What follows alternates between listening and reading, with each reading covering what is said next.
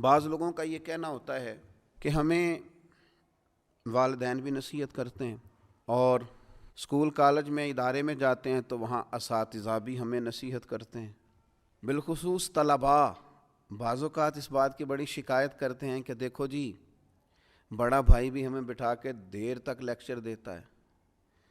پھر ہمیں یہ کہا جاتا ہے کہ جمعے والے دن بھی وقت پر آؤ، وہاں بھی تمہیں نصیحتیں سننی ہیں۔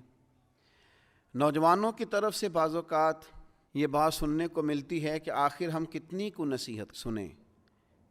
ہر آدمی ہمیں سمجھا رہا ہے، ہر آدمی ہمیں لیکچر دے رہا ہے، ہر آدمی ہمیں اپنے تجربات سے آگاہ کر رہا ہے، تو آخر ہم کتنا کو اس لیکچر کو سنیں، یہ بعض اوقات وسوسہ آتا ہے۔ تو پہلی بات تو میں یہ عرض کروں گا اپنے ان نوجوان دوستوں سے اور اسٹوڈنٹ سے اور جن کو نصیحت کی جا رہی ہے کہ میں بڑے انشراح صدر سے آپ کو عرض کرتا ہوں کہ آپ خوش نصیب ہیں کہ آپ کو بہت سارے سمجھانے والے ملے ہوئے ہیں۔ کم نصیب ہوتا ہے وہ شخص جسے کوئی سمجھانے والا نہیں ہوتا۔ اور پھر کبھی آپ نے دیکھا ہے زمین کو کہ اس میں ہل چلایا جاتا ہے، بیج بو دیا جاتا ہے، فصل اگاتی ہے، اس فصل کو کاٹ کے پھر سے بیج بویا جاتا ہے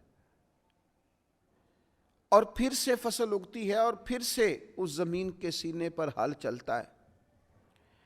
وہ کتنی ہی فصلیں دیتی ہے، وہ کتنے ہی درخت اگاتی ہے، وہ کتنا ہی انسانوں کا جانوروں کا فائدہ کرتی ہے، کتنے ہی لوگوں کو غذا اور خوراک مہیا کرتی ہے، لیکن کبھی یہ نہیں کہتی کہ آخر میں کتنا کو ہل چلاؤں گی، میرے اندر کتنا کو بیج بویا جائے گا۔ لیکن وہ زمین ہے،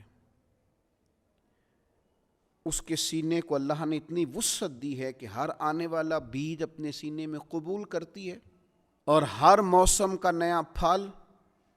اور نئی فصل اور نئی سبزی قوم کو فراہم کرتی ہے۔ تو سینہ بڑا رکھیں۔ آپ مختلف قسم کے بیج جب اپنے سینے میں بوئیں گے اور مختلف قسم کے نیک، اچھے اور سمجھدار لوگوں کی رائے اور نصیحت آپ حاصل کریں گے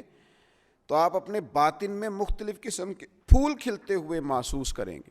آپ کی طبیعت کے اندر مختلف قسم کی خوبصورتیاں پیدا ہوں گی۔ نبی اکرم صلی اللہ تعالیٰ علیہ وسلم نے فرمایا، مشکوٰۃ شریف میں حدیث موجود ہے، حضور فرماتے ہیں مومن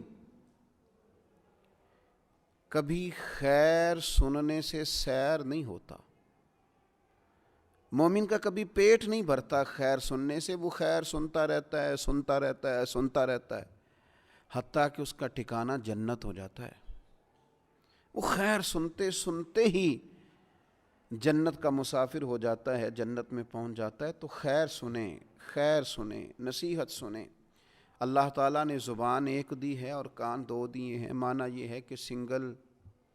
بولا جائے اور ڈبل سنا جائے۔ اچھے لوگوں کی باتیں سنیں، اور میں کہوں گا کہ دوڑ کے سنیں اور جلدی سے سنیں۔ صحیح العقیدہ اور خیر کہنے والے لوگوں کی باتوں پر توجہ سے کان دھریں اور جلدی سے اپنے حصے کی